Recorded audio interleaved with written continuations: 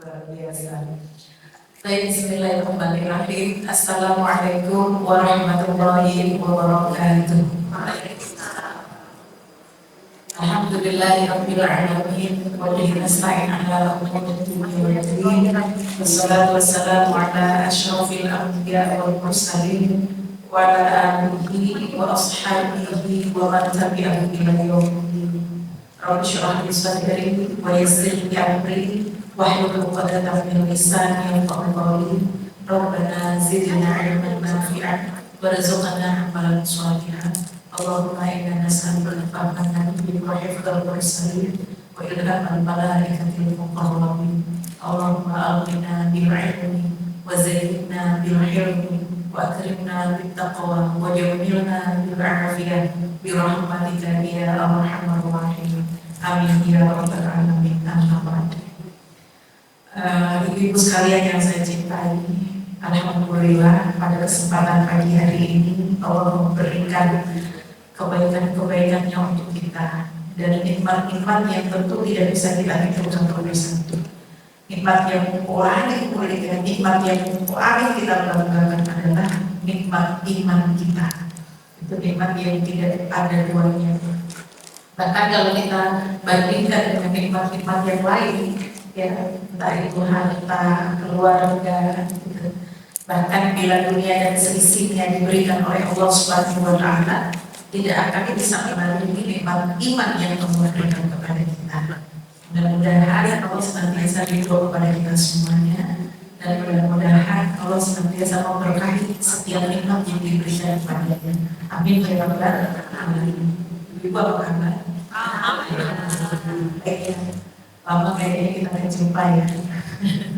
Alhamdulillah. Hari ini temanya sama sih seperti perasaan kita. Atau saya saja ya, yaitu seberapa rindu kamu gitu. Rindu itu kan lahir karena faktor cinta, betul nggak teman-teman? Ya, orang memiliki perasaan rindu itu karena dia mencintai yang dia rindu. Kalau di dalam Al-Quran ada dalilnya, ya rindu itu, yaitu pada kisahnya Nabi Yusuf alaihi salam di surat Yusuf alaihi salam, di surat Yusuf, karena surat Yusuf. Ya, ada kerinduan seorang bapak kepada anaknya yang luar biasa. Rindu, di bawah kerinduan itu dia pada sajadah panjangnya diadukan kepada Allah Subhanahu wa Ta'ala. Rindu yang melahirkan satu rasa yang optimis begitu dalam, yang begitu kuat gitu ya, akan anugerahnya Allah Subhanahu wa Ta'ala, satu keyakinan bahwa suatu hari dia akan bertemu dengan anaknya. Ada rasa yang dia yakin sama Allah Subhanahu wa Ta'ala bahwa Yusuf masih hidup. Ya, kerinduannya pasti akan terobati. Suatu saat akan bertemu dengan Yusuf. Itu contoh rindu seorang bapak kepada anak. Jadi kita boleh rindu kepada anak kita, rindu kepada orang tua kita, rindu kepada suami kita, boleh kan ya? Yang nggak boleh itu rindu sama suami orang. Juga bahaya. Rindu sama anak orang, lihat ya, orangnya mertua kita kan boleh. Rindu sama suami orang, rindu sama anak boleh. Ya, tapi bagaimana kita mengelola rindu itu yang kemudian ya menjadi barometer, ya, ukuran keimanan kita. Kalau Nabi Yakub dia selalu mengajukan rasa derita rindunya itu kepada Allah Subhanahu wa Ta'ala. Kemudian rindu yang negatif ada juga, diceritakan juga di dalam kisahnya di surat Yusuf juga. Rindunya siapa? Rindunya Zulaikha, anak-anak dia.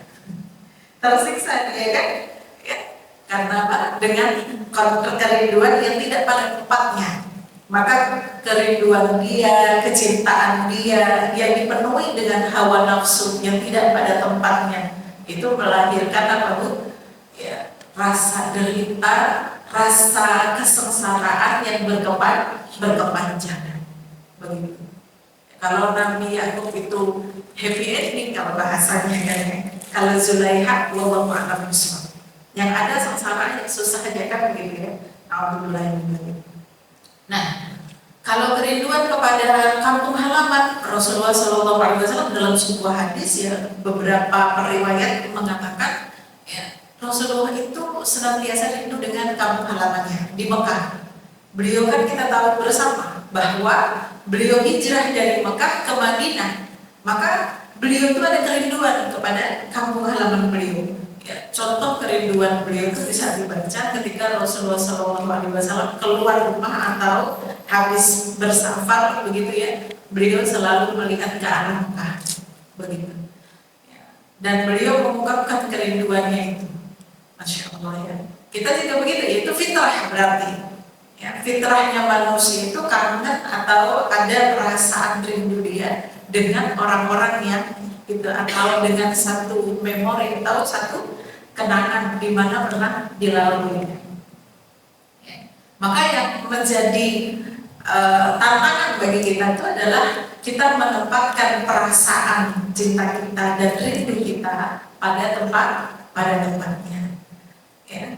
Yang paling mulia itu adalah mencintai Allah, merindukan Allah, dan tentu dengan Rasulullah SAW.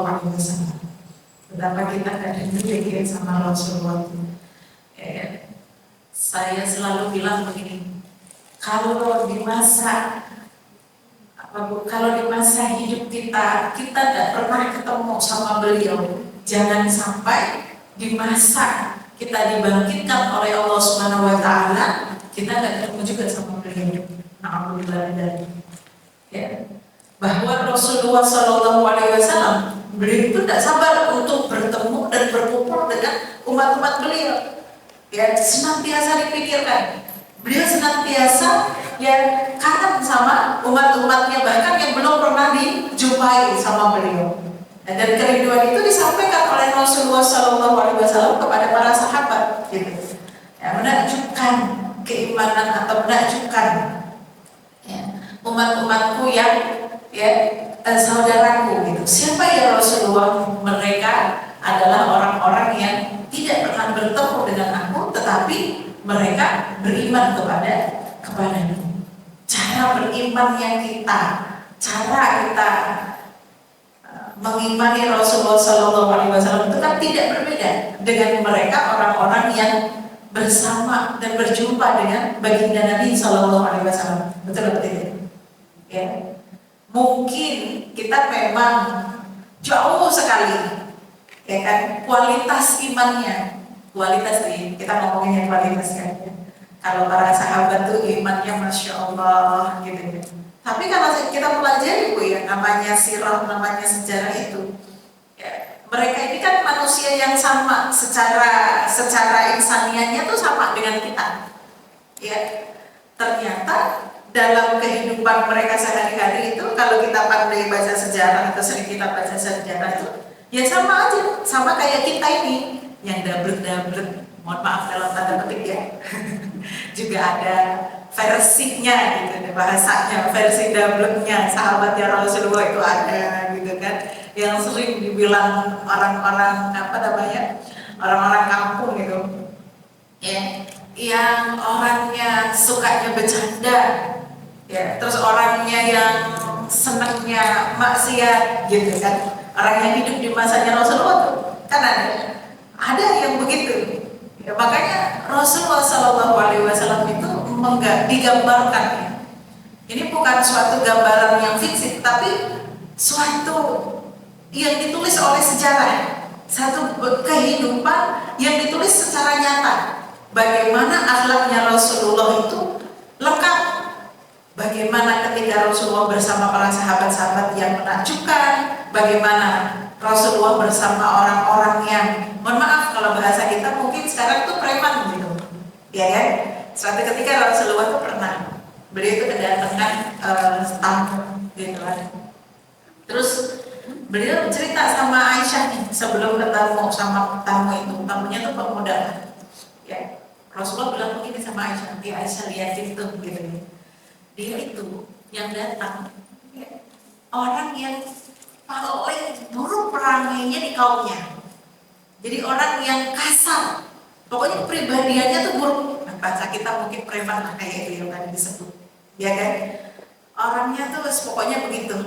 Tapi dia beriman sama Rasulullah, sama Islam, dia beriman. Datang silaturahmi ke Rasulullah dan ternyata ketika ditemui oleh Rasulullah SAW, ya kan? Itu membanggakan sekali itu sikapnya Rasulullah. Sampai Aisyah tuh heran. Gitu. Kita Bu kalau ditemui preman tuh gimana sih rasanya?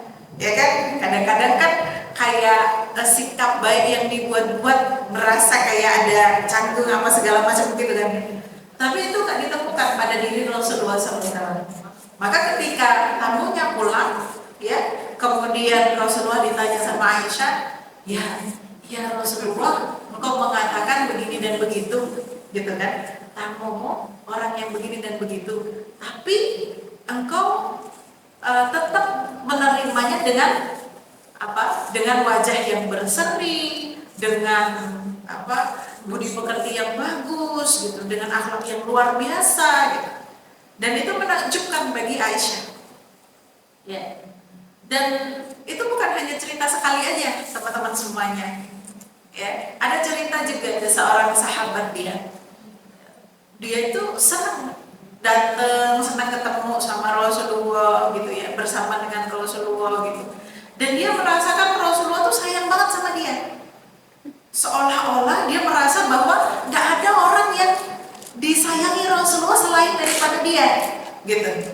Ya, jadi pede gitu dengan bagaimana cara Rasulullah berinteraksi dengan beliau. Ya maka saking pedenya dia nanya kepada Rasulullah. Ini nanti bisa dicontoh ya. Jadi kalau pede itu jangan berlebihan. Ya kan? Dia nanya sama Rasulullah gitu. Ya Rasulullah, mana yang lebih baik, aku atau Abu Bakar? Karena Rasulullah tidak bisa berbohong, ya, dan tidak mungkin berbohong. Rasulullah bilang Abu Bakar, katanya. Ya.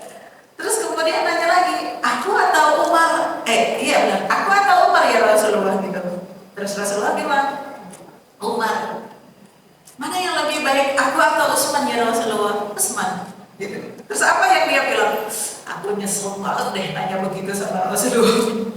Udah aja sih, aku merasa menikmati aja Rasulullah tuh sayang sama aku, bahasa dia gitu ya, kalau kita mau menyelam lebih dalam perasaannya. Interaksinya dia sama Rasulullah begitu menyayangi, mencintai ya dia gitu, maka udah cukup lah itu. Karena kita tahu ada orang yang bisa menggantikan posisinya Abu Bakar di hatinya baginda Nabi SAW. Betul kan? Ya. Maka kalau kita udah jelas orang itu posisinya begini, kita nggak usah nanya-nanya sebenarnya. Yang penting dia baik aja sama kita, betul kan? Ya, ini boleh juga Bu tips untuk yang punya madu. Ada nggak sih yang punya madu? Madu yang bisa nyanyi, madu asli ya. Ya nggak usah bertanya sama suaminya mana yang lebih kamu cintai gitu kan ya, aku atau istrimu yang kedua, ketiga, keempat, nggak usah. Apalagi kalau jadi istri kedua kan, nggak usah nanya dia kamu lebih cinta mana gitu kan, istri pertama apa aku gitu, nggak usah begitu ya. Udah nikmatin aja yang sekarang atau yang kondisi yang ada, begitu nggak ya? Begitu juga kalau misalnya kita sama orang tua kita, ya kan? Karena perasaan adil atau kecenderungan hati, kecondongan hati itu fitrahnya manusia. Ya, Masya Allah. Jadi teman-teman ya, bagaimana mungkin kita tidak mencintai, tidak ya, rindu ingin berjumpa dengan baginda Nabi SAW? Ya, karena kita dari lahir, kita besar, gitu, sampai kita dewasa, ya kita hidup dalam kecintaan dengan baginda Nabi SAW. Ya. Digambarkan oleh Allah Subhanahu Wa Taala, ya, beliau sebagai qudwah hasanah yang sempurna, yang tidak ada celahnya. Betul, beliau itu adalah manusia, Ya, tapi sisi basyariahnya beda dengan kita manusia biasa. Sama seperti kalau misalnya saya bilang, Bu, ada batu. Batu itu kan macam-macam ya. Batu permata kan beda dengan batu kali. Betul kan Bu ya? Kan nggak bisa disamakan.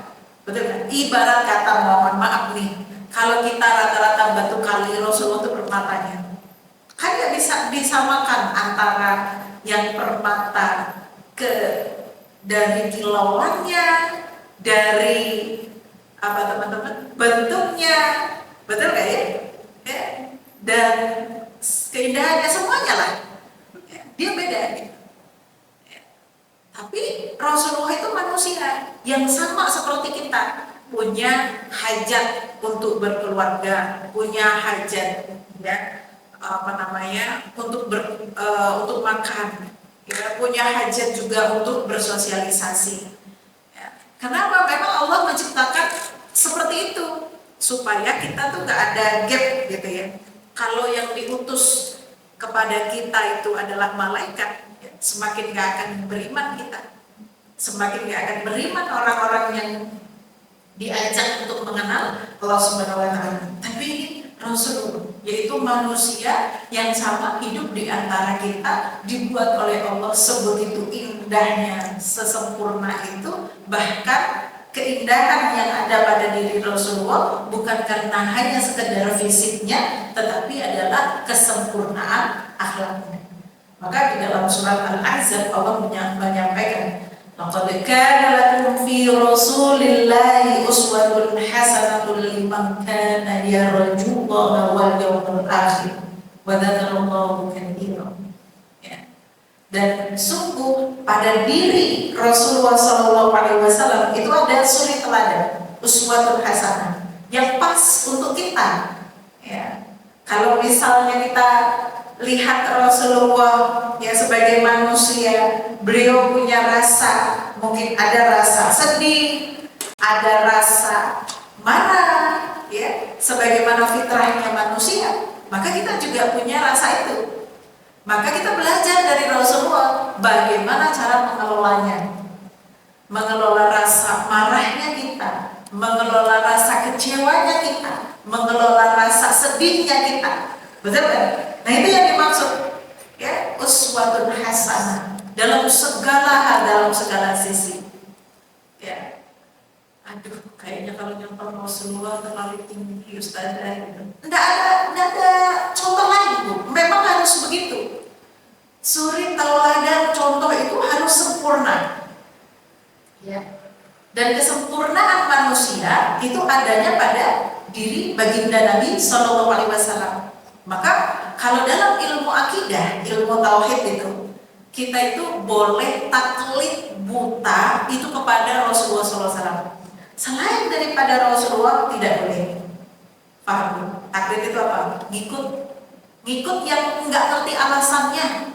Ya makanya para sahabat-sahabat itu sering juga begitu.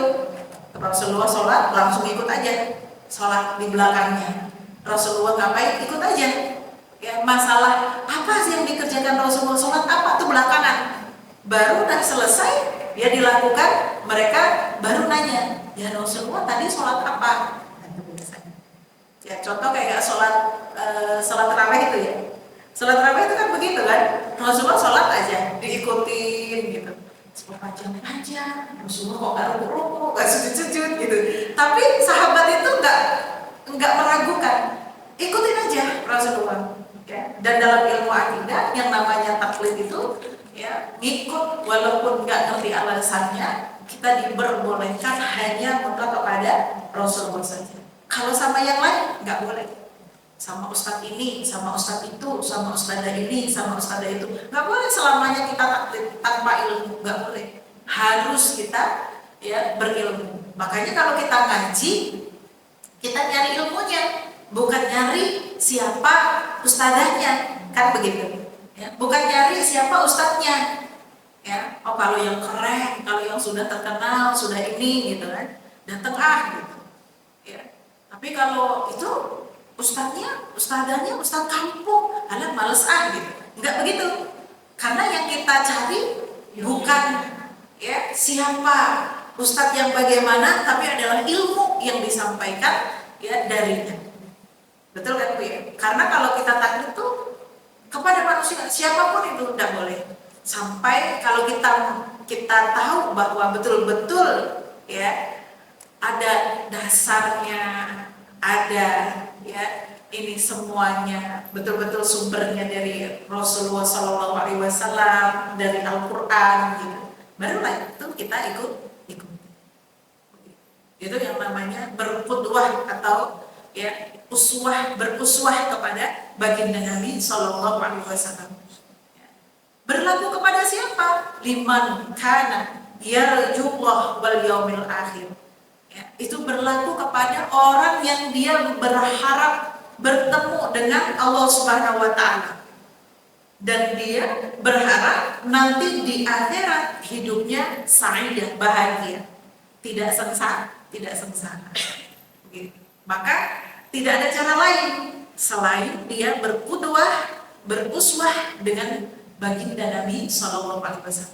Jadi referensi besar kita itu baginda Nabi, bukan tokoh A, B, C, D, enggak. Ukurannya itu siapa? Kanjeng Nabi. Rasanya ya, orang Jawa bilangnya kan begitu ya. Baginda Nabi SAW begitu. Wadzakarallahu katsiran, dan orang yang senantiasa banyak dia berzikir kepada Allah Subhanahu wa taala. Orang yang senantiasa mengingat Allah Subhanahu wa taala, dia tidak akan memisahkan antara ya kecintaannya dia kepada baginda Nabi sallallahu alaihi wasallam dan berupaya dia beruswah, berqudwah kepada baginda Nabi sallallahu alaihi wasallam. Kembali lagi ke tema kita, rindu cinta kita itu lahir karena apa? Karena pengenalan kita dan pemahaman kita kepada baginda Nabi Shallallahu Alaihi Wasallam. Betul kan? Bagaimana kita bisa cinta sama beliau wong kita nggak kenal, nggak ngerti, nggak paham? Ya, sejak kecil kita diajarin untuk ya mengenal baginda Nabi, diajarkan di sekolah, di ngaji atau di mana-mana, di keluarga kita dikenalkan. Ya, maka ibu-ibu jangan memotong tradisi ini ke anak-anak kita. Ya kan?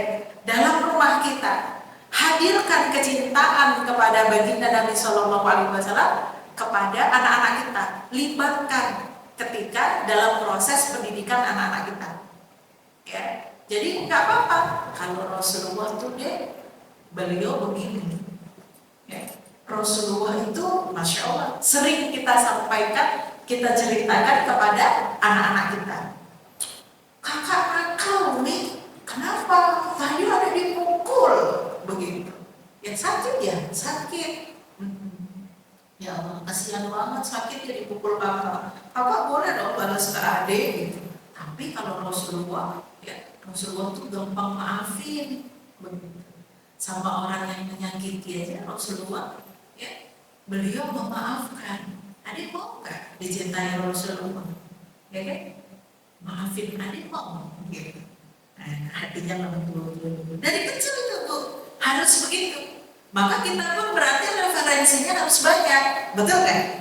Ya, referensinya harus banyak. Bagaimana kita mengaku kita mencintainya, bagaimana kita mengaku ya kan kita merindukannya, tapi kita tidak mengenalnya, sosoknya. Ya, dari mulai kita ibu-ibu kalau suka sama seseorang, suka sama sesuatu gitu, itu tuh sampai detail banget perkaranya maya ta'alamu bihi, itu semuanya paham. Betul nggak? Apa-apa yang berhubungan dengan apa yang kita sukai itu betul-betul paham. Siapa yang di sini suka sama kucing? Semuanya suka kucing. Ya kan? Itu apa-apa yang berhubungan dengan kucing itu paham banget, betul nggak? Ya. Terus begitu juga apa yang suka pelihara ikan, ya kan? Kemarin di media sosial habis lagi rame itu gitu kan. Kursi roda buat ikan, ternyata ada, ya kan? Ternyata orang yang mencintai ikan peliharaan itu sampai dia tahu betul kapan ikan itu merasa dibully, kapan merasa stres, sebagainya. Kalau kita kan nggak begitu, betul kan? Kita mah sebatas aja, oh ikan ya udah ikan aja. Kadang-kadang saking kita nggak pedulinya ikannya sakit juga kita nggak ngerti, betul kan? Ya, kita yang nggak suka kucing juga begitu. Ya kucing mah kucing biasa lah, ya kan? Ada di sekitar kita, ya hidup di binatang yang memang hidup di sekitar kita. Kita mah kagak ngerti apa jenisnya, modelnya, makanannya apa, sukanya apa, nggak ngerti kan? Ya. Tapi orang yang cinta dicari-cari, ya, sampai jenisnya tahu, makanan yang disuka tahu, kalau posisinya seperti ini, kucingnya nyaman atau nggak nyaman, itu semuanya tahu. Nah, itu sama peliharaan tuh, sama makhluk Allah yang lain. Bagaimana kalau kita sama Rasulullah SAW? Ya kan? Harusnya kita tuh jauh lebih mengenal, jauh lebih tahu, jauh lebih ya paham betul bagaimana ya baginda Nabi SAW. Jangan bilang kita ya tarikhnya beliau, kapan beliau lahir dari ya ibu yang bagaimana, bapak yang bagaimana, nasab yang seperti apa, kemudian anak-anaknya berapa, istrinya siapa saja, sahabatnya siapa saja, kesukaannya apa yang tidak disukainya, kita nggak ngerti. Ngerti nggak sebenarnya? Ya kan harus ngerti itu. Karena kita merasa I love you gitu kan. Aku mencintainya, aku mencintai Rasulullah. Buktinya apa gitu? Kayak orang mengidolakan, mohon maaf nih ya, zaman-zaman ibu-ibu siapa sih yang selebritis yang diidolain gitu misalnya, gitu kan? Ya kalau zaman dulu kan misalnya gitu kan, ada bapak-bapak ngidolain apa Maradona gitu misalnya kan, itu tahu betul loh gayanya, kesukaannya, atau yang suka Roma Irama itu sampai ditiru loh, betul kan? Apa yang dia suka, apa yang dia ingin, ya kan? Ibu-ibu sukanya siapa? Selebritis. Ya, fans itu siapa bu?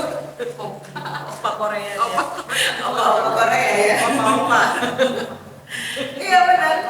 Para fans berat itu ya sampai segitu histerisnya, sampai ngerti, sampai paham betul sukanya pakai baju apa, warna apa, ininya apa. Itu Masya Allah. Nah, orang kalau ngefans itu harusnya begitu. Jangan kaku kita mencintai Rasulullah kalau kita nggak ngefans dengan sebenar-benarnya kita fansnya, apa istilahnya, fans yang betul-betul ya kan, segala sesuatunya tuh paham betul detailnya Rasulullah SAW. Masya Allah. Sampai kapan gitu kan kondisinya Rasulullah senang, sampai kapan kondisinya Rasulullah nggak senang, atau apa yang membuat Rasulullah senang sama kita, apa yang membuat Rasulullah nggak senang sama kita, itu kita tahu ya. Rasulullah itu kalau beliau berdakwah, beliau tuh pengennya semua orang menerima dakwahnya, semua orang menerima dakwahnya. Tapi itu kan suatu keniscayaan ya, nah, mungkinlah gitu. Yang menggerakkan orang mendapatkan hidayah itu adalah Allah Subhanahu wa Ta'ala. Area atau tugasnya Rasulullah, ini Rasulullah jelas-jelas Rasulullah ya, itu hanya menyampaikan saja, berdakwah saja, sampai situ selesai. Tapi Rasulullah tuh hatinya lembut, Masya Allah. Jadi kalau ada orang yang menerima dakwahnya, beliau tuh bahagia luar biasa.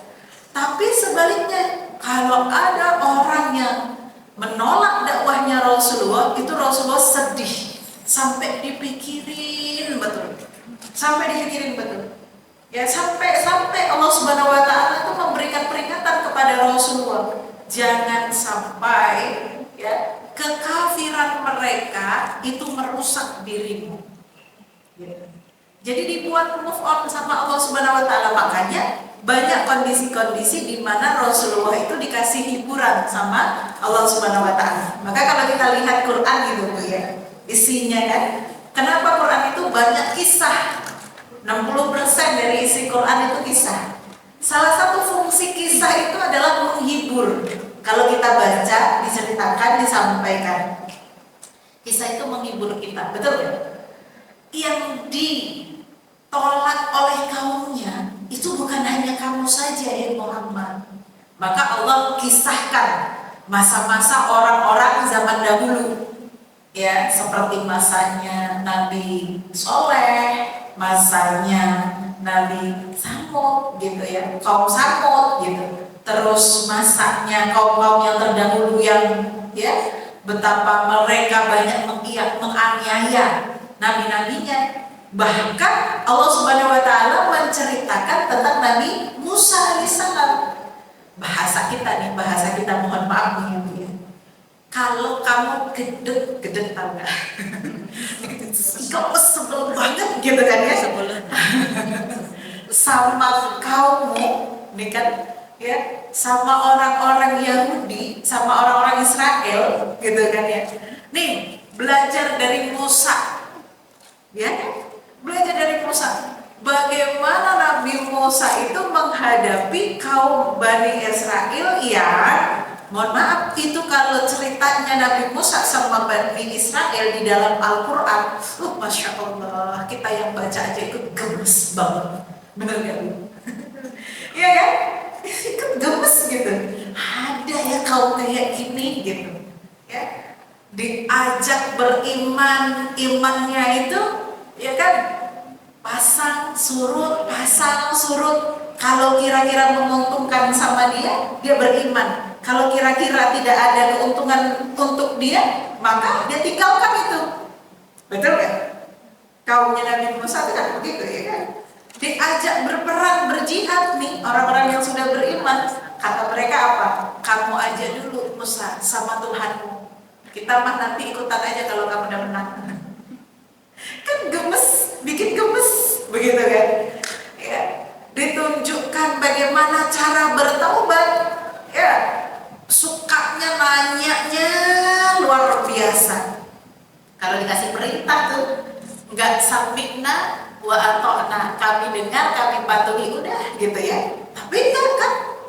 Ya makanya nanti kalau ketemu sama siapa Nabi Adam, Nabi Musa itu dia bahasanya demo lah sama Nabi Adam. Gara-gara kamu nih Adam ya, aku harus menghadapi kaum Bani Israel, gitu kan?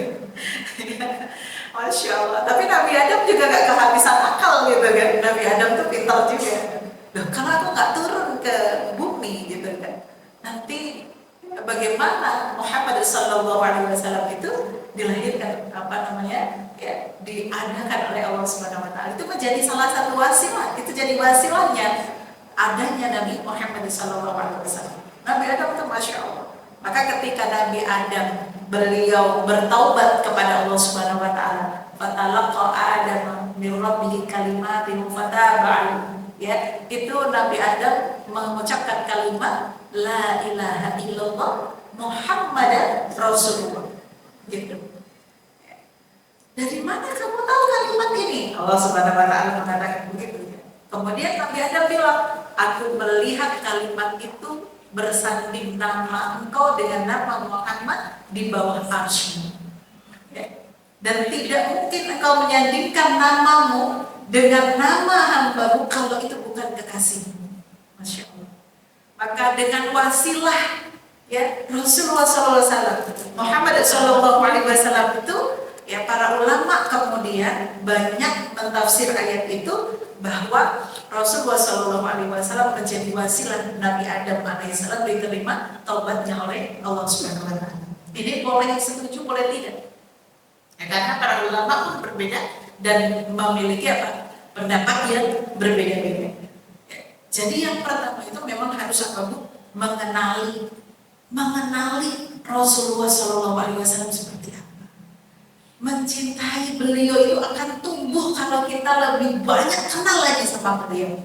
Dari mana kita bisa menggali pribadi Rasulullah SAW? Dari buku-buku sirah, dari sejarah. Ya, ibu-ibu kalau baca buku sirah minimal jangan yang bisa dipakai buat kipasan. Ya, kalau buat kipasan berarti tipis kan, kita nggak dalam gitu ya. Kalau bukunya setebel ini kan nggak mungkin dipakai buat kipasan kan, minimal gitu ya. Itu ada banyak ya Bu ya referensinya. Nanti ada Fiqhus Sirah gitu ya. Terus kemudian ada macam-macam lah. Ya, pokoknya Ibu boleh cari buku Sirah atau Sirah Nabawiyah apa saja judulnya. Yang penting standarnya tadi, jangan yang bisa dipakai kipasan. Begitu Ibu. Aduh Ustazah, kalau baca buku udah males sekarang gitu. Kan banyak sekarang cara untuk kita ya mengenal. Tapi Bu, mungkin saya cara belajarnya beda kali. Saya masih tetap bisa puas dengan baca daripada mendengarkan misalnya YouTube, lihat YouTube, itu saya tidak puas, kurang puas. Tapi kalau baca saya bisa coret-coret, saya stabilo, saya ceritakan lagi, ya, saya betul-betul amati, bisa berulang kali dibaca, itu Masya Allah. Ya. Maka kita akan melihat bagaimana keindahan akhlak, bagaimana keindahan baginda Nabi Shallallahu Alaihi Wasallam. Ya, sehingga ketika kita memahami itu, kecintaan kita akan tumbuh dan kerinduan kita secara otomatis, ya Allah, gitu kan? Kita pikirannya kan ya, bermain di kepala kita. Seperti apa keindahan baginda Nabi Shallallahu Alaihi Wasallam? Seperti apa sosok seorang ya Nabi Shallallahu Alaihi Wasallam? Maka kita pengennya bertemu. Kita bisa menjadikan itu referensi. Contoh lagi, kan sering juga saya ceritakan di sini ya, interaksi beliau dengan istri-istri beliau. Sama manusia pada umumnya, istri beliau apalagi sama manusia pada umumnya, perempuan pada umumnya. Tapi walaupun mereka memiliki keistimewaan secara keimanannya, ya, tapi tidak mengecualikan tentang sifat-sifat emosionalnya manusia. Betul ya? Istri-istri beliau itu ada rasa cemburu juga, ada rasa iri juga, ada rasa gitu ya, tidak puas juga. Betul? Kalau kita baca sirah. Tapi Ibu jangan fokus pada hal seperti itu. Bagaimana fokus Rasulullah ya, menyelesaikan permasalahan pada permasalahan keluarganya. Betul kan?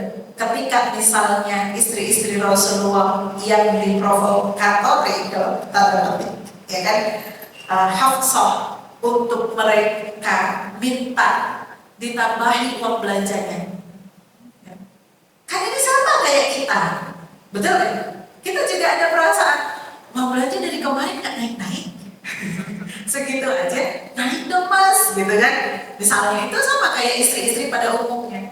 Ternyata istri Rasulullah juga punya pemikiran seperti itu. Ada keinginan untuk pengen dong uang belanjanya naik, begitu. Betul kan? Ya. Tapi kemudian Rasulullah Shallallahu Alaihi Wasallam menyelesaikan permasalahan itu dengan indah. Kemarahan atau ghil yang ada di hati para ummahatul mukminin itu nggak berlarut-larut. Kenapa? Karena mereka orang-orang yang ya, mencintai Allah dan Rasulnya di atas segala-galanya. Maka ketika ditawarkan, kamu milih, aku kasih banyak harta atau kamu ya kan milih Allah dan Rasulnya, tetap selamanya bersama kamu, gitu kan? Sekarang kamu pilih yang mana? Iya ya?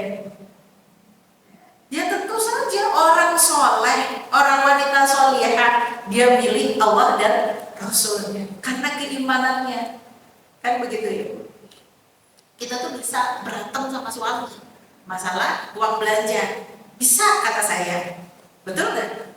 Tapi kita milih untuk tidak berantem, betul kan? Ya, kita milih untuk diam, nggak berantem. Kenapa? Karena keimanan kita. Kalau kita punya ilmu, keimanan, insya Allah ya, yang tadinya mau meledak-meledak, mau berantem, mau apa, nggak jadi. Begitu. Ya. Rasa cemburu, istrinya Rasulullah tuh banyak gitu. Apa mereka istri-istri itu nggak punya perasaan cemburu? Ada, Bu. Mereka cemburu juga. Betul, Bu? Emang cuma kita doang kalau di madu cemburu? Ya. Istri-istri baginda Nabi juga cemburu, apalagi Aisyah yang masih sangat muda, ibunda kita Aisyah, Sayyidina Aisyah, Sayyidatina Ali, Aisyah radhiyallahu anha.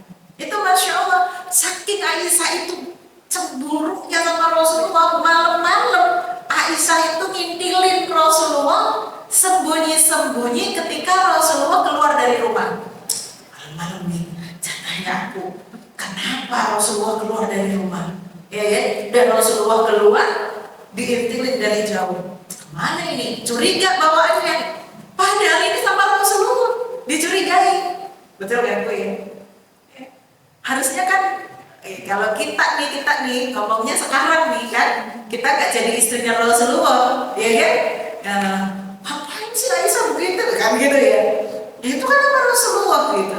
Tapi kan Aisyah itu juga wanita, istri yang punya tanda petik saingan, betul. Mungkin dia sama kayak kita, punya perasaan cemburu. Tapi masya Allah, semuanya itu menjadi indah yang diselesaikan oleh Rasulullah, jadi pelajaran buat kita. Maka alasan mana lagi yang membuat kita, ya kan, kemudian membuat alasan-alasan, kan itu keluarganya Rasulullah, itu istrinya Rasulullah, itu kan Rasulullah. Loh, justru itu, ya, maka berbuatlah sama mereka, kan begitu ya. Secara mereka sama-sama manusianya, punya emosi, punya rasa marah, kadang punya kesedihan juga sama kita miliki. Tapi bagaimana kita berdua, tadi saya sampaikan adalah bagaimana cara mengelola emosi, sedih, dan amarahnya. Insya Allah. Ya, kemudian yang kedua adalah tanda-tanda rindu kepada Rasulullah SAW. Apa tanda rindunya kita sama Rasulullah SAW? Ya kan? Yang pertama, kita bisa dicermin dari bagaimana kita mengikuti sunnah-sunnah beliau. Ya. Wa ma atakumur rasul fakhudhuhu wa ma nahakum anhu fantahu. Apa-apa yang datang dari Rasulullah SAW maksudnya, ya, maka ambillah. Tapi apa-apa yang dilarang oleh Rasulullah SAW, maka jauhilah. Kan begitu. Ya, itu bukti kalau kita, ya kan, mencintai Rasulullah, kita itu sampai frekuensi sama baginda Nabi SAW. Kita mencintai apa yang dicintainya, dan kita menjauhi apa yang, ya, Rasulullah tidak sukai. Ya, kecintaan seorang itu, ya, sampai pada bagaimana cara Rasulullah SAW mulai dari, ya, akhlak makan beliau, akhlak tidurnya beliau, akhlak buang hajatnya. Subhanallah, tidak ada satupun manusia yang dicatat, ditulis, dibukukan itu selengkap baginda Nabi SAW. Tidak ada dong. Mau nyari siapa? Ya, nyari siapa? Contoh misalnya R.A. Kartini, ya kan? Pahlawannya para wanita katanya. Ya, apa yang ditulis oleh para sejarawan terkait R.A. Kartini? Perjuangannya, ya, masa kecilnya, ya. Tapi bagaimana hal ihwalnya tidak akan ada dijelaskan. Apa yang diucapkan per kata, ya, itu akan dijelaskan. Ya, tetapi ketika kita membicarakan baginda Nabi SAW, setiap hadis-hadis yang berserakan dalam khasanah keilmuan kita itu masya Allah lengkap, ya, dari cara beliau makan, dari cara beliau berjalan, dari cara beliau bergaul, cara beliau berbicara, cara beliau ya, berinteraksi dengan orang dan sebagainya. Itu masya Allah. Sampai beliau buang hajat sekalipun itu ada yang menceritakan. Kalau kita baca tentang masalah bab thaharah dalam kitab fikih, ya, ada namanya babul istinja. Ya, bab istinja itu cara bagaimana istinja. Tahu nggak istinja? Ya, cebok, Bu. Ya, itu dalilnya apa yang dilakukan oleh baginda Nabi SAW, dijelaskan oleh sahabat. Kan ada orang yang ditulis secara detail seperti itu. Terus kemudian babul ghusl, ya, bab tentang mandi. Terus yang dijadikan patokan tuh cara mandinya siapa, Bu? Baginda Nabi SAW. Betul kan? Nggak ada orang sampai sedetil ini, semuanya dituliskan. Ya, dan itu Masya Allah banyak hadis-hadisnya, banyak disampaikan oleh guru-guru kita. Ya, kalau ngomongin masalah wudhu, bagaimana cara wudhunya baginda Nabi SAW, itu ya kita mencontoh itu, menteladani itu. Kalau bisa semuanya kita ikuti, kalau nggak bisa semampunya kita, kan begitu ya, semampu sebisanya kita. Kalau semuanya itu subhanallah ada kayaknya luar biasa kita, ya. Tapi minimal kita itu punya apa, Bu? Kalau bahasa orang-orang kalau ditanya, udah sampai mana? OTW, ya kan? OTW-nya itu kita menuju ke sana gitu. Ya, entah nanti ya akhirnya sempurna atau misalnya 80%, 70% gitu kan. Tapi kita menuju ke sana. Begitu. Jadi memang tidak ada yang namanya ya apa ya istilahnya, tidak ada istilah toleransi ya. Kita dalam hal keimanan kita, dalam hal ya Allah Subhanahu wa Ta'ala memberikan teladan untuk kita semuanya. Gak tanggung-tanggung. Orang yang sangat sempurna, yang dari semua sisi dan seginya ya itu tidak ada celah kurangnya. Itu baginda Nabi SAW. Allah tuh segitu sayangnya sama kita. Makanya kalau kita berbicara tentang Maulid atau hari kelahirannya baginda Nabi SAW, itu sebenarnya kita berbicara tentang rahmatnya Allah Subhanahu Wa Taala untuk kita. Ya. Berbicara tentang rahmatnya Allah Subhanahu Wa Taala untuk kita. Kok bisa?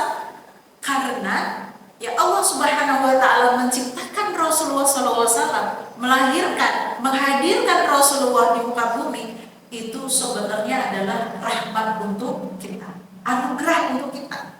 Nah itu yang harus dipahami ya, jadi itu juga kebutuhan kita ya, maka Allah memberikan sosok teladan yang ya bukan yang bahasanya gak kaleng-kaleng lah ya, untuk kebutuhannya kita yang semua orang pasti bisa menerimanya. Gak mungkin kalau ustadz atau ustadzah itu kan ada yang setuju, ada yang enggak. Betul nggak, Bu? Iya kan? Sebaik-baiknya ustadz ada aja tuh, iya kan? Kalau wakil ada yang setuju, ada yang enggak. Orang Islam itu sebagaimanapun Islamnya dia, nabinya tetap Muhammad. Betul nggak? Ya, kalau dia bilang Islam, tanya pasti nabinya tetap Muhammad. Mau Islamnya seperti apa? Ya mau Islamnya merah, Islamnya kuning, Islamnya apa? Ya, tetap nabinya Nabi Muhammad. Nggak ada yang menolaknya. Begitu. Ya, tapi kalau ustadz ulama bisa, oh kalau ini yang merah ustadznya ini, yang apa namanya putih gitu kan, atau yang kuning ustadznya ini, dan yang hijau ustadznya ini gitu. Nah ustadz yang merah itu belum tentu diterima oleh, betul kan? Ya, yang kuning gitu kan ya. Nah begitu juga sebaliknya, belum tentu, apa katanya, nggak cocok ya. Tapi kalau Rasulullah itu Masya Allah, itu Allah Subhanahu Wa Ta'ala menganugerahkan ya baginda Nabi SAW kepada kita. Kemudian ya membaca sholawat dan mengingat beliau tadi, mengikuti sunnahnya. Nah sekarang banyak kita bersholawat. Sholawat itu salah satu ibadah yang Allah pun lakukan. Masya Allah luar biasa ya. Ada dalilnya Innallaha wa malaikatahu yusholluna 'alan nabi. Ya, maka diperintahkan oleh Allah, ya ayyuhalladzina amanu shollu 'alaihi wa sallimu taslima. Maka hei orang-orang yang beriman, ya bersolawatlah kalian kepada baginda Nabi Sallallahu Alaihi Wasallam, karena sesungguhnya Allah dan para malaikat itu satu ibadah yang Allah lakukan, malaikat lakukan. Tapi Allah kalau bersolawat tidak beribadah. Paham Bu? Kalau kita bersolawat itu ibadah. Ya.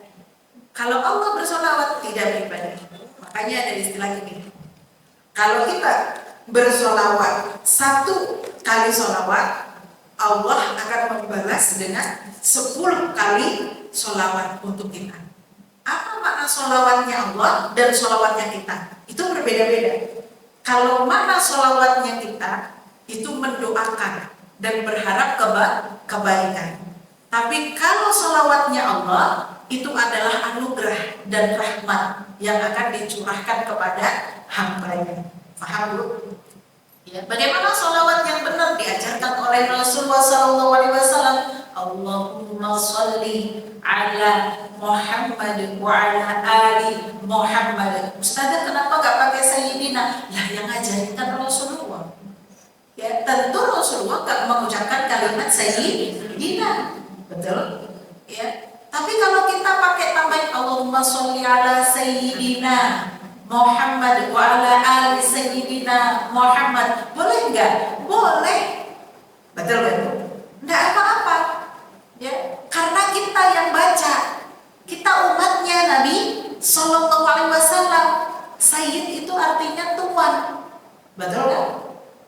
Jadi kalau kita mengucapkan kalimat ya Allahumma sholli ala Sayyidina, itu enggak nyalahin aturan. Begitu. Ada yang berhati-hati kalau di sholatnya dia tidak menggunakan kalimat Sayyidina, tapi kalau di luar, ya kan, nggak lagi sholat, mereka menggunakan Sayyidina untuk kehati-hatian agar tidak merubah lafal-lafal sholat yang memang sudah diajarkan oleh baginda Nabi Sallallahu Alaihi Wasallam. Tapi para ulama menyampaikan ketika kita sholat menggunakan kalimat Sayyidina pun tidak membatalkan sholat kita. Itu sebatas pandangan apa Bu? Ikhtilafnya fikih. Gak usah dipermasalahkan. Begitu. Ya, dipahami aja maknanya. Yang paling utama ya itu kan perintah, ada perintah. Ini pun yang dipakai oleh teman-teman kita yang mereka menciptakan ya syair-syair sholawat, nada-nada sholawat dan sebagainya. Hukum asalnya, dalilnya itu adalah ya kita diperintahkan untuk bersolawat.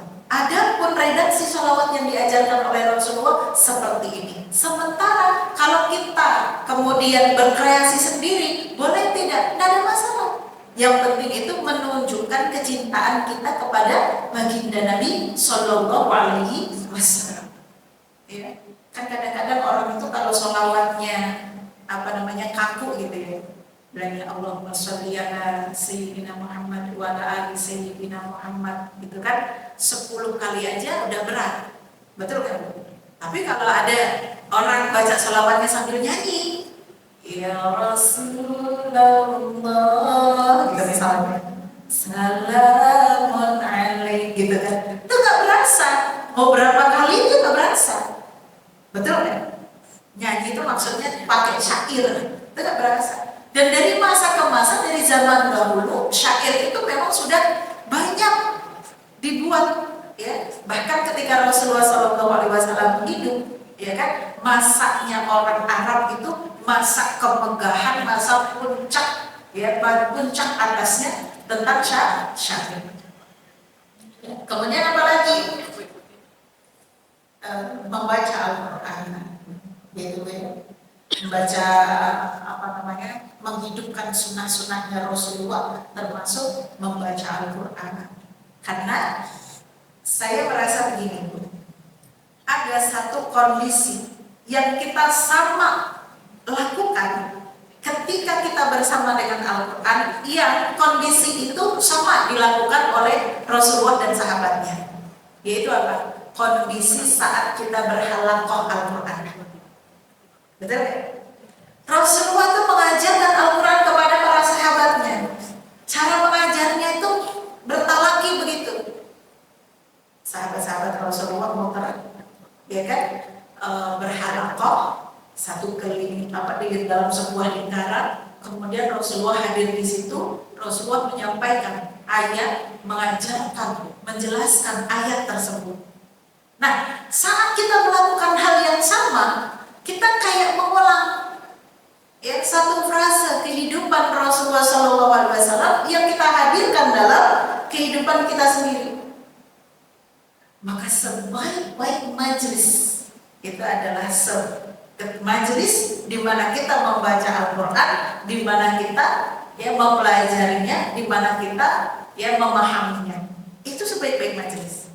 Bukan hanya kita mendapatkan ilmu dari apa yang kita pahami, tapi kalau kita larikan tadi pada tema kita tentang bagaimana kerinduan kita, pasti kita akan rindu masa-masa di mana Rasulullah SAW juga mengalaminya, melaluinya. Ibu-ibu misalnya ya, dulu pernah ada yang kuliah di ITB, betul nggak? Ada rasa kalau mau ke Bogor itu ikutan kuliah ya, kemana? Jalan-jalan ini dulu kampusnya Omi, iya kan? Ada kan perasaan begitu? Ya, ada mau mengenang memori di mana itu pernah kita alami. Maka ketika bersama dengan Rasulullah pun begitu, hidupin sunnahnya dengan cara ya ketika kita bermajelis Quran, ini adalah majelis yang Rasulullah lakukan dengan para sahabatnya. Maka hadirkan diri itu sama seperti seolah-olah kita bersama dengan para sahabat, dengan Rasulullah SAW. Masya Allah. Ya, begitu juga ya ketika kita sholat, ketika kita melakukan ibadah, kayak gimana sholatnya Rasulullah? Rasulullah itu menikmati sholat beliau itu tanda syukur beliau kepada Allah Subhanahu Wa Taala. Maka kita coba ya biasakan diri kita mengikuti gaya Rasulullah SAW dalam beribadah. Belum bisa, paksa, upayakan. Tadi saya bilang OTW bisa, ya kan? Memang itu berat, tapi itu PR kita.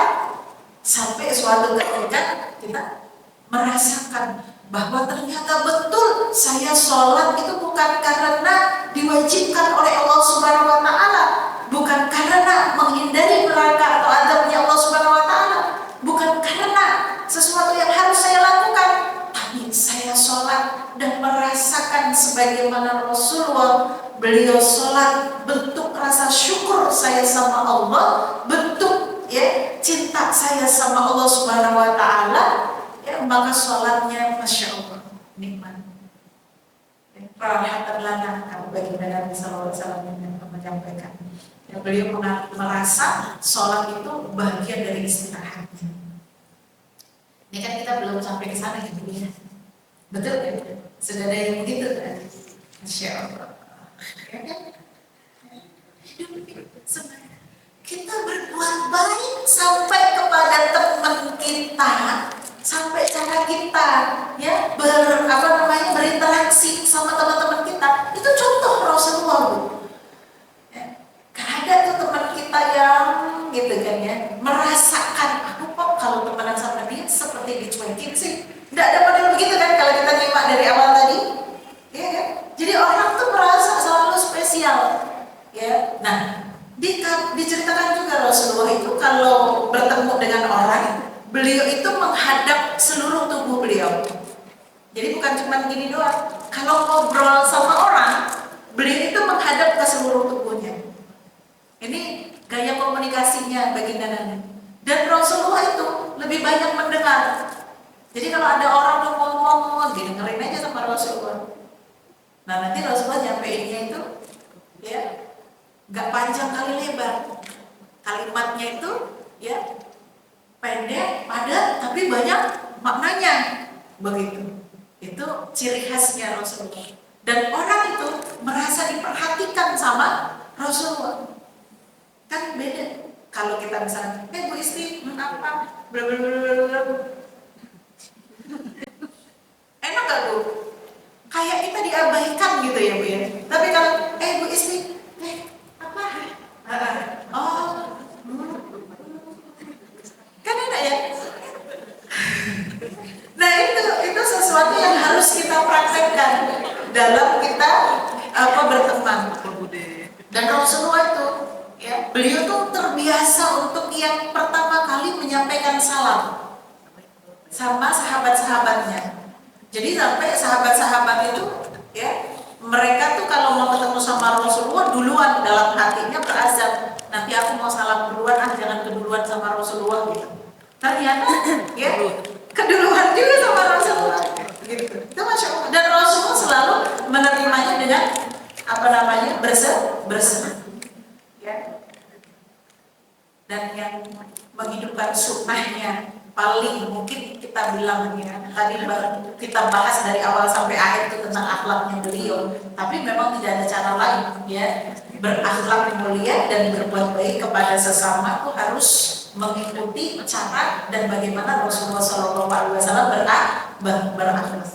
Dalam sebuah hadis yang diriwayatkan oleh Imam Bukhari, ya, Rasulullah SAW menyampaikan, innama bu'istu liutammima shalihal akhlaq. Aku diperintahkan itu untuk apa? Memperbaiki akhlak umatku. Maka perhatikan, orang jahiliyah zaman dulu sebelum masa Islam sama ketika mereka sudah menerima Islam, jauh banget.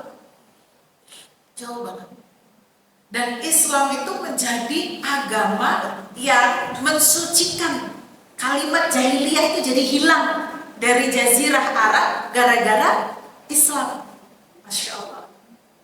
Bayangin, zaman dulu, ibu-ibu mungkin gak kebayang, dari sisi yang namanya suci benar-benar secara lugawi saja, ya kan? Islam itu dikenal satu-satunya agama yang punya kewajiban mandi. Zaman dulu tuh tidak ada. Orang harus mandi. Sampai Rasulullah mengatakan minimal orang muslim itu harus mandi sepekan sekali. Bayangin, berarti bisa nggak mandi sampai sebulan, 2 bulan, 3 bulan. Itu jahiliyah, masa jahiliyah. Maka terkenal di Persia, di Romawi, mereka menyebutnya begini, ya, apakah kalian mendengar kabar tentang agama baru? Agama apa? Agama yang mewajibkan umatnya untuk mandi. Begitu. Jadi dikenalnya agama yang mewajibkan umatnya untuk mandi. Makanya ada hadis, ya, minimal mandi itu sepekan 1 kali, dan sunnahnya mandi dilakukan hari Jumat. Kenapa hari Jumat? Karena hari Jumat itu orang-orang muslim berkumpul. Jadi kalau mau sholat Jumat, ya kan, biar tidak bau, biar tidak, ya, itu Islam. Belum lagi hukum-hukumnya yang lain. Masya Allah. Kan ini panjang kalau kita cerita hukum-hukumnya yang lain. Secara zahir yang dikatakan mensucikan itu seperti apa? Itu yang tadi disampaikan. Ya, maka tidak salah ketika Allah Subhanahu wa taala yang di dalam surat Taubah ayat 128, ya Allah menyampaikan, laqad ja'akum rasulun min anfusikum azizun 'alaihi ma 'anittum harisun 'alaikum bil mu'minina raufur rahim. Ya, ini hampir sama dengan ayat sebelumnya yang dijelaskan. Telah datang kepada kita Rasul yang dari kalangan kita semuanya, yaitu sama-sama manusia, ya, azizun alaihi, ya, yang apa Bu? Yang menanggung terasa berat penderitaan, ya, azizun alaihi ma'anitum harisun alaikum, ya, bil mu'minin. Berat perasa urusannya orang mukmin itu ditanggung oleh baginda Nabi Shallallahu Alaihi Wasallam. Saking sayangnya Rasulullah sama kita. Ya, sampai tahu nggak Bu? Kita mungkin sudah paham ya terkait dengan masalah sakaratul maut. Ya. Ketika Rasulullah Shallallahu Alaihi Wasallam hendak meninggal, yang dipikirin itu umati. Ya, bagaimana nanti nasib umatku kalau aku meninggal? Itu yang jadi pengkhawatiran Rasulullah baginda Nabi. Ya takut kalau umat-umatnya ini ya, tidak lagi menyembah Allah Subhanahu wa taala. Takut kalau umatnya ini meninggalkan agamanya. Ketakutan-ketakutan yang seperti itu yang dirasakan oleh baginda Nabi Shallallahu alaihi wasallam. Maka ketika malaikat Jibril itu ya menemani beliau saat sakaratul maut, malaikat maut datang kepada baginda Nabi. Ya, itu Rasulullah tanya sama malaikat Jibril, Jibril, apa benar begini rasanya yang namanya sakaratul maut? Ya. Malaikat Jibril nggak tega, beliau diem, hanya lirih bilang, iya ya Rasulullah, karena tahu sakitnya luar biasa. Apa kata Rasulullah?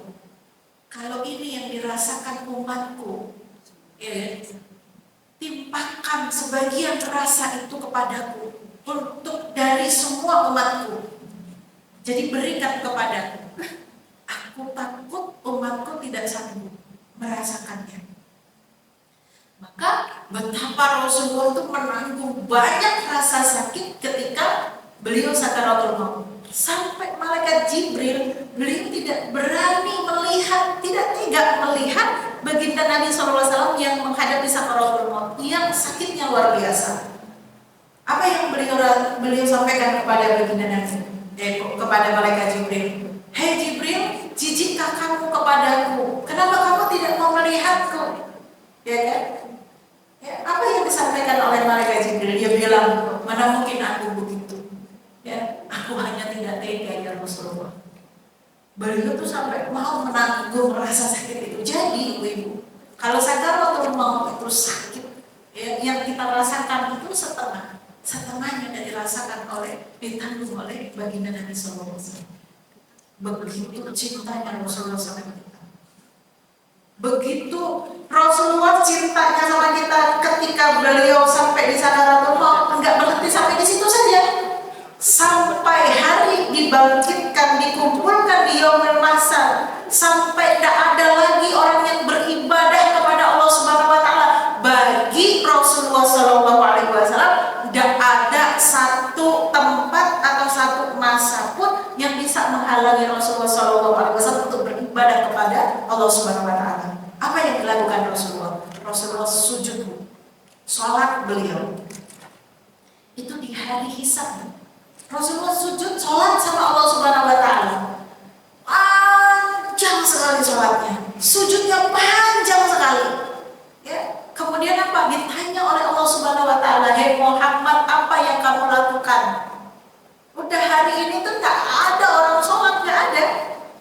Ya, tapi Rasulullah menyampaikan, "Ya Allah, aku tidak akan mengakhiri sholatku. Aku tidak akan bangun dari sholatku kalau engkau tidak mengizinkan aku untuk memberikan syafaat kepada umatku." Itu baginda Nabi. Hari di mana semua umat itu mereka mencari pertolongan, mencari syafaat kepada nabi-nabinya. Dan semua nabi mengatakan, "Ana bari'un minkum hadzal yaum." Aku hari ini enggak bisa berbuat apa-apa. Aku melepaskan diri, urusanku darimu. Sudah gak ada kewenanganku kepadamu. Itu semua nabi. Semua nabi. Bahkan Nabi Ibrahim, bahkan Nabi Nuh, bahkan Nabi Musa, bahkan Nabi Isa. Semuanya ketika umatnya datang kepada mereka untuk minta pertolongan, minta syafaat, jawabannya semua itu. Hanya Rasulullah sholat panjang, minta izin kepada Allah Subhanahu wa taala agar beliau dibolehkan oleh Allah Subhanahu wa taala memberikan syafaat kepada kita semuanya. Demi kecintaannya kepada kita semuanya. Maka ya tadi kita sudah banyak berbicara tentang keindahan akhlaknya Rasulullah. Kita ya banyak kenal menghadirkan cinta kita lewat kitab, lewat Al-Quran, lewat hadis, lewat sejarah. Perhatikan bagaimana sahabat-sahabat yang hidup dengan mereka. Ya. Mereka yang hidup dengan baginda Nabi SAW, bagaimana cara mereka memendung rasa rindunya? Ibu bin Rabah ketika beliau tidak bisa lagi adzan sejak meninggalnya baginda Nabi SAW. Bilal bin Rabah itu dia meninggalkan Madinah sejak Rasulullah wafat. Kenapa? Karena dia tidak sanggup lagi menahan deritanya, menahan tangisnya, menahan rindunya sama baginda Nabi. Suatu ketika dia dimimpiin Rasulullah. Hei Bilal, sombong sekali kamu. Kata tengok-tengok aku kamu. Bahasa orang mana itu? Akhirnya Bilal berziarah ke makamnya baginda Nabi ke Madinah. Orang Madinah semuanya tahu tentang kedatangannya Bilal. Bilal datang, anak-anak begitu. Bilal datang gitu kan. Itu grup-grup WhatsApp langsung ramai. Semuanya langsung mengabarkan tentang datangnya Bilal. Semua orang-orang berbondong-bondong datang kepada Bilal. Apa yang mereka lakukan? Hei Bilal, kami rindu masa seperti masa di mana ada baginda Nabi. Yaitu Bilal, kamu adzanlah. Kan gitu. Adzanlah Bilal, kami rindu dengan adzanmu. Adzanmu itu mengingatkan kami dengan baginda Nabi. Apa yang Bilal jawab? Nangis. Tidak bisa ngomong apa-apa. Nangis. Tapi karena dipaksa, banyak yang memaksa. Semua orang memaksa Bilal untuk adzan. Akhirnya dengan derayan air mata, lemes sebenarnya, Bilal itu jalan naik ke loteng masjid. Dia Allahu Akbar, Allahu Akbar, masih aman. Allahu Akbar, Allahu Akbar, masih aman. Begitu asyhadu alla, suaranya sudah bergetar. Dan ketika wa asyhadu anna Muhammadan, dia jatuh blok, tak bisa meneruskan lagi adzannya. Kenapa? Karena dia betul-betul kerinduannya nggak bisa tertahankan dengan baginda Nabi SAW. Begitu juga dengan sahabat-sahabat yang lain. Kalau ditanya tentang Rasulullah, yang ada cuma nangis, nggak bisa jawab. Ceritakan kami tentang baginda Nabi nangis, nggak bisa jawab. Itu mereka yang bertemu dengan baginda Nabi SAW. Kita jangan mau kalah. Mereka para sahabat enak sudah bertemu dengan baginda Nabi, kerinduannya seperti itu. Bagaimana dengan kami? Betul?